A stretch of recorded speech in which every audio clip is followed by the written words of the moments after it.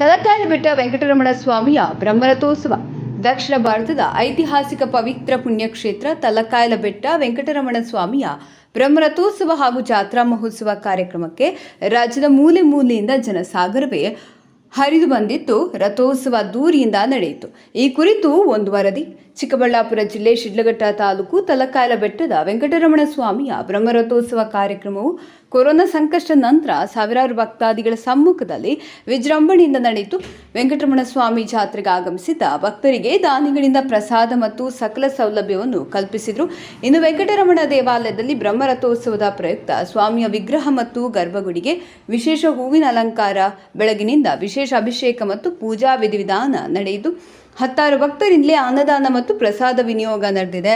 ಇನ್ನು ಶಿಡ್ಲಘಟ್ಟ ಕ್ಷೇತ್ರದ ಜನಮನ ಗೆದ್ದಿರೋ ನಾಯಕ, ಜನತೆಯ ಮನೆ ಮಗನಾಗಿರೋ ಸಮಾಜ ಸೇವಕ ರಾಜೀವ್ ಗೌಡ ಮೊದಲ ಬಾರಿಗೆ ಕ್ಷೇತ್ರಕ್ಕೆ ಬಂದಾಗ ಇದೇ ದೇವಸ್ಥಾನದಲ್ಲಿ ಪೂಜೆ ಸಲ್ಲಿಸಿ ತಮ್ಮ ಸಮಾಜ ಸೇವೆ ಕೆಲಸ ಪ್ರಾರಂಭಿಸಿದರು.